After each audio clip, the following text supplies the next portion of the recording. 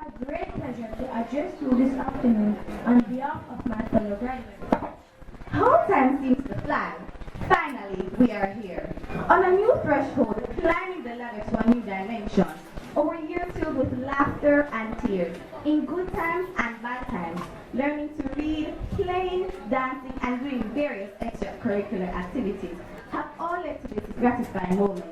Together, we have experienced drought in the sunshine, floods in the rainy times, but ready or not, here we are, leaving behind other schoolmates to follow in our footsteps.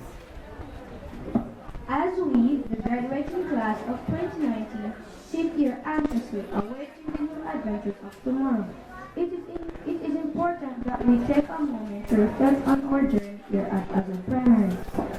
Throughout the years, we have garnered so many vital and unforgettable experiences which have helped to mold our young lives. We can only reflect on some of the good times we've had with the Hazard family. From the beginning, we have been a family. We can testify to this fact. It takes a village to grow a child because for us, it took the entire school family, principal, teachers, and auxiliary workers, along with our parents, family, and friends, to charter and guide us through our primary education pathway. We started out with Dr. A. Simon, our immediate past principal, who passed on the baton to Mrs. Atkinson, who acted as principal for a year with Dr. Thomas by her side, and eventually to a relay anchorman, Mr. O. Mitchell, our present principal.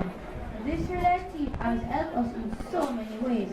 They found time for us when we desired their input and comforted us when we were distressed. There was never a dull moment with Mr. Mitchell. We can still hear that distinct voice shouting, "Young man, pull up your pants." And when we were late, we had to pick up all the papers and trash that littered the schoolyard. He missed nothing, and his eyes were as sharp as a razor. We know we had given them headaches at times, but they would gently reprimanded and encourage us or solicit our parents' presence when necessary.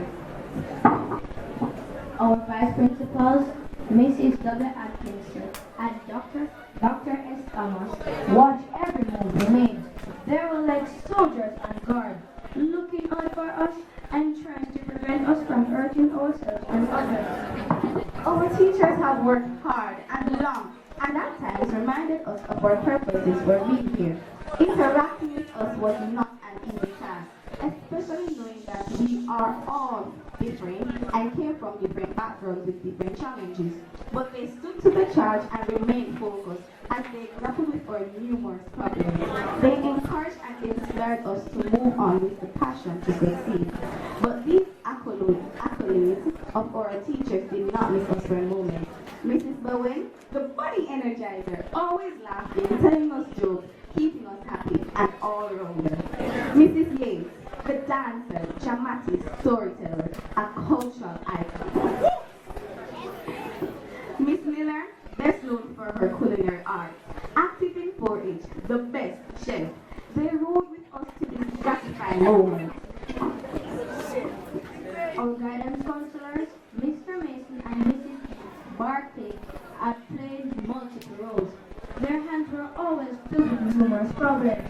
So even when Mrs. Barclay passed on the baton to Mrs. Wright to continue the race, she bolted without delay.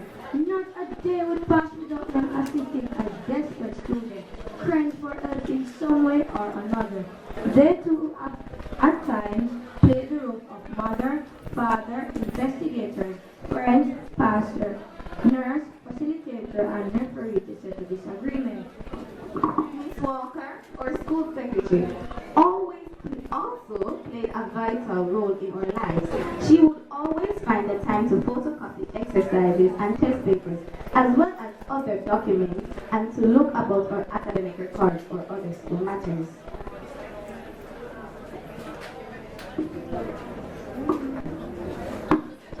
How can we forget these individuals who have worked tirelessly to provide us with healthy meals as well as a secure and clean environment, such persons as Mrs. Taylor, Mrs. Nanko, Miss Carr, Mrs. Cohen, Mrs. Smith, and Mr. Rodney me affectionately called Mr. Marcos from the auxiliary staff. Also Mr. Small, otherwise called Mr. Donovan, and Miss Cordner, who helped to protect and watch out for us. Not a day would pass where they would not bar us from going through the school day without permission. We appreciate you. We knew that we could not have made it without God, and Apostle Arvin Powell, our school's chaplain, did not fail to remind us of this. He has been a strong motivator to us, especially during our devotions. His sound words of encouragement have at times been a reminder to guide us in the right path. Our dear parents, like our teachers, make us aware that we can be achievers if we only work hard.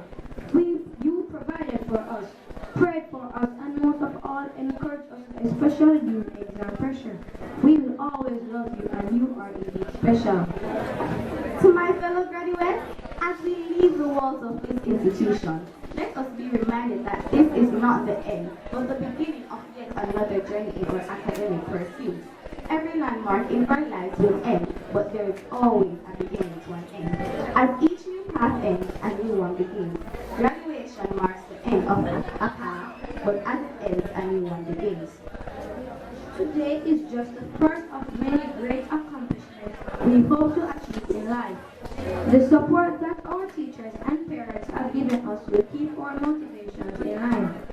As the graduating class of 2019, we promise to hold our heads high, making you proud as we face the challenges ahead with an optimistic mind and with God as our guide. We will portray the attitude to show all those who can respect ourselves and are determined to be agents of change in our society. Agree with them.